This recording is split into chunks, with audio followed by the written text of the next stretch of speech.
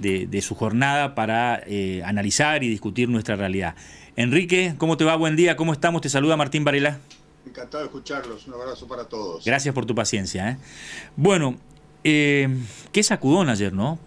Yo decía en mi editorial de arranque, Enrique, que es muy feo escuchar a un diputado de la Nación, en este caso una diputada, decir las cosas que ha dicho del presidente, y fundamentalmente después que la carta de la vicepresidenta, conservando formas, de alguna manera ratifica esa línea de pensamiento. O sea, se le ha hecho un daño enorme a la figura de Alberto Fernández desde mi punto de vista. ¿Qué pensás?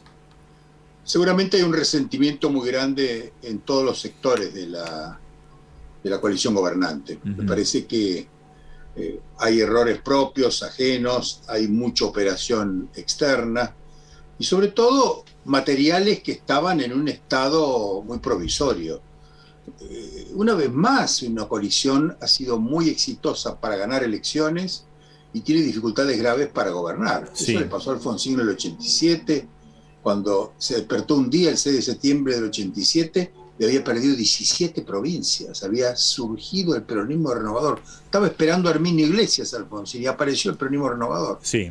Totalmente distinto, otra generación.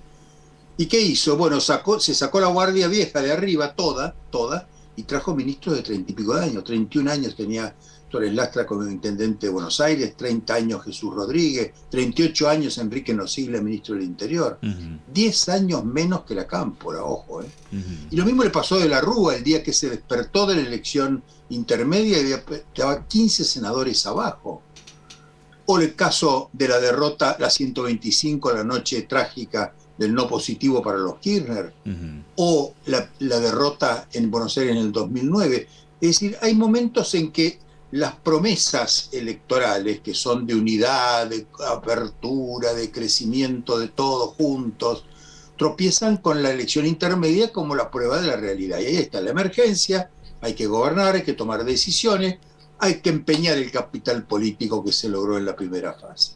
Y no muchos están dispuestos, porque en el tránsito han ido generando la idea mesiánica de la reelección, se han convertido en figuras que escuchan muy poco y creen realmente que están imbuidos de una especie de misión histórica, la historia me absolverá, y que eso los absuelve de responsabilidades, de errores, etc. Entonces, esas cuestiones son solo psicológicas.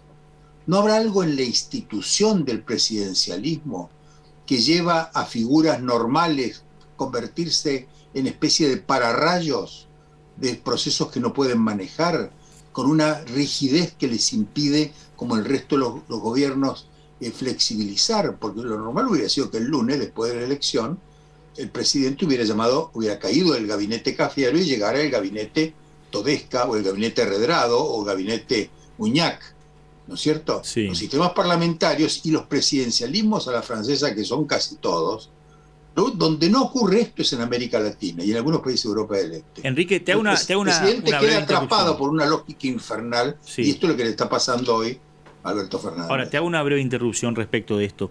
¿Las PASO no complican ese paso natural que se debe tomar después de semejante derrota, tomando en cuenta que dentro de 2 meses puede haber una nueva elección? Y como, muchísimo más. Por eso, como dicen algunos, si Alberto cambiaba ya y dentro de 2 meses se pierde por un margen más alto, el gabinete otra vez recibe un impacto y puede tener solamente 2 meses de vida. Ese es el argumento fundamental de Alberto Fernández, y ha tratado de hacérselo entender a Cristina Kirchner en esa famosa sesión que dicen, o reunión que tuvo privada. Mi información es que ese fue uno de los temas. Digo, ¿cómo vamos a traer a figuras relevantes o a un gran economista como vos me proponés, o mejorar la estructura de la jefatura de gabinete, si en 45 días nos podemos estrellar perfectamente con los mismos resultados? Entonces, esa carta que tenemos de oxigenar el sistema, que la tendríamos que utilizar cuando quedemos en minoría efectivamente, porque vamos a quedar en minoría, es muy difícil que podamos recuperar todo el voto que teníamos. Entonces, ¿no te parece que en ese momento es cuando hay que sacar esa figura y demostrar capacidad para escuchar el mensaje, para implementar soluciones? Si lo hacemos ahora es una locura. Creo que en este momento la diferencia era esa, o sea, porque como está el acuerdo con el fondo, el presupuesto 2023, 2022, perdón, donde está una cantidad de decisiones estructurales. La ley de hidrocarburos fue claramente la piedra del escándalo. Pues el hidrocarburo te baja a la mitad los subsidios al gas y te genera un modelo totalmente nuevo de financiamiento de capital de infraestructura para el petróleo y el gas, que beneficia a los fondos de inversión, a los nuevos inversores, perjudica a las provincias petroleras y a las empresas petroleras actuales. Es una ley muy complicada, que sale por impulsos del ministro de Economía. El que hace esa ley es el representante del Estado en YPF, que es una persona del equipo del ministro de Economía. Todas esas cosas estallan el día siguiente porque las anticipa el gobierno. ¿El gobierno quién es? Alberto Fernández. ¿Por qué las anticipa? Porque quiere que salgan. Tiene miedo que se estrellen en noviembre con dificultades imposibles. Enrique, entonces, buen día, Enrique, le habla... No es que fuera eso lo que los dividió, sí, pero eso es lo que hizo estallar este proceso. Enrique, buen día, le habla Diego Romero. Y en este análisis que usted está haciendo, ¿cómo encaja el rol de la oposición, que uno esperaba, no sé, algunas afirmaciones en el sentido muy duras por parte de algunos personajes también que están enrolados en lo extremo de la oposición? Sin embargo, lo más duro vino desde el lugar de lo propio, digamos, del kirchnerismo.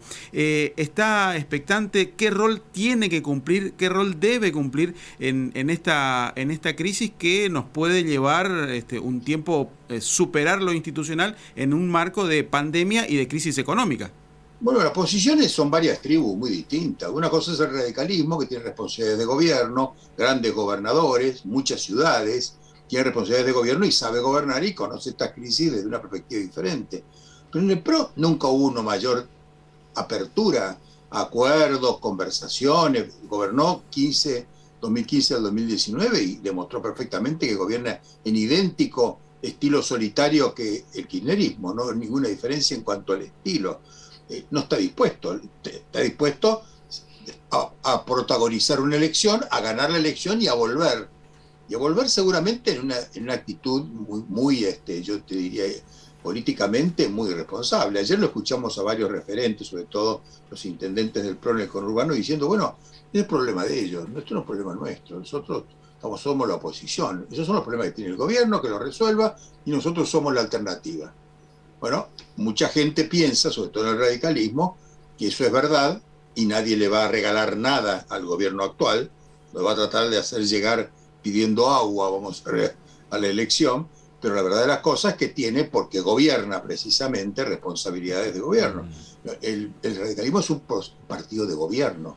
No solo gobierna ciudades y gobierna provincias, sino que está acostumbrado a gobernar en situaciones muy inestables, ya ha vivido todas estas experiencias. Entonces, la oposición, como concepto general, como lo usan los diarios, por ejemplo, es una oposición demasiado genérica. Hay mucha gente en la oposición que quiere que esto salga bien, pero para que salga bien sabe perfectamente que no debe meter la mano allí adentro, porque adentro hay chispas.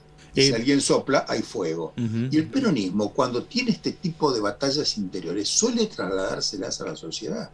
Muchas veces la sociedad se ha envenenado y se ha enfrentado precisamente por una interna peronista. Recordemos los 70. Sí, tal cual. Enrique, observando este panorama y previendo lo que la lógica indicaría hoy, de que va a ser difícil dar vuelta a la historia en noviembre, ¿quién sale más golpeado? Alberto Fernández, Cristina Fernández. La idea del peronismo unido es una idea solamente electoral, imposible de plasmar en la gobernabilidad. ¿Cómo lo ves al tema? No, hay muchos factores. El peronismo tiene muchos factores que no son de Cristina y Alberto. Y digo que no son los más importantes. Los más importantes son los gobernadores. Ustedes habrán advertido ayer que en esta crisis donde nadie entendía nada y donde todo iba creciendo y escalando en gravedad, apareció un par de gobernadores y todo el mundo estaba atento a qué pasaba. Y aquel el gobernador de San Juan, que ganó raspando, con la mayor abstención, sacó muy pocos votos por encima. No fue una gran elección. Ganó por 2%, ¿eh? Por el 2%. Apareció Uñac y era una especie de aire fresco. Viene Uñac, se pone... un gobernador es sinónimo de orden, es sinónimo de respetabilidad, es sinónimo de capacidad de comprometerse con todos los sectores, de integrar. Y eso pasa con todos los gobernadores. Apareció Mansur, por ejemplo, que está muchísimo más complicado. ¿no es cierto? Se habló que Cristina lo quería como jefe de gabinete a Y Mansur. se lo disputaban a Mansur, que lo llamaba Alberto Fernández para hablar de entrar al gobierno, y Cristina precipita un párrafo concreto, importante de la carta, es Mansur es mío, miren que no lo quiero, pero es mío. Los gobernadores valen oro, todos los gobernadores, los radicales, los peronistas y los vecinalistas o cordobesistas o como los llamen. Los gobernadores son el fiel de la balanza, son el ancla que tiene el sistema político. Grandes gobiernos provinciales, grandes gobiernos en las ciudades, y eso hace que el sistema no se vuele. Si no, si fuera por los extremos, que son dos grupos santacruceños contra porteños, se vuela por el aire. No y en este contexto de crisis, Enrique, ¿cómo se sale? Digo, porque si se están enfrentando los santacruceños contra los porteños y tienen esa mirada, y por allí dicen, bueno, vamos a jugar con los gobernadores, pero también se lo disputan. Digo, ¿cómo se sale de esta crisis cuando la mirada está directamente en los ojos del rival y en utilizando algún término boxístico, pegarle un uppercut al contrario para derribarlo? Vamos a ver, Fernández tiene varias salidas. Salida 1 es acatar las reglas de juego que se comprometió con Cristina y convencerla de la necesidad de tener un presupuesto razonable y encarar unas prioridades que Cristina no hace falta mucho convencerla porque está convencida. Lo que pasa es que si él arremete de un día para otro y te convoca a la presentación de la de hidrocarburos el lunes a la mañana, lograron levantarla, pasarla al miércoles y te genera hechos consumados, es lógico que Cristina no va a poder controlar a sus tropas, que van a ver sangre y van a ir a fondo ya aquí y ahora, porque si no, esto se nos va. Entonces, esta exacerbación, esta provocación vino, digamos, del calendario de salida que puso la gente de Alberto Fernández, particularmente el ministro de Economía. Entonces, opción 1, decir, serenémonos, yo voy a cumplir, yo soy un broker, yo soy un delegado, decidamos todos qué vamos a hacer y sobre todo hagamos algo que no haya sido ya repudiado como ha sido repudiado en las elecciones. Hagamos cosas inteligentes, porque si no en noviembre nos duplican el voto y no solo nos quedamos en inferioridad, sino que nos quedamos en un estado de inestabilidad insoportable. Eso lo puede convencer si él acepta la regla. La otra que tiene es decir, soy el presidente, nadie me convence, yo sé lo que hay que hacer, voy para adelante, armo un gabinete de concertación nacional, no estará allí el PRO, por supuesto, no estará seguramente un sector muy crítico del kirchnerismo, pero puedo armar un gobierno. Esa es otra alternativa, lo han hecho muchos presidentes en América Latina, pero hay otra alternativa, que es un gabinete federal como el que prometió el discurso de investidura. Ajá. Voy a tener a 12 ex gobernadores muy importantes, con trayectorias absolutamente trazables, y les voy a encargar la gestión de esta crisis y que esto sea un gobierno para el país federal, donde vamos a poner a los sectores minoritarios contra la pared. Vayan allá los santacruceños, vayan allá los bonaerenses, vayan allá el conurbano, los intendentes, los empresarios y los sindicatos. Vamos a gobernar con gobernantes, intendentes, gente con experiencia de 30 años de gobierno. Esto es lo que les prometí en el discurso, acá estamos. Es un gobierno distinto.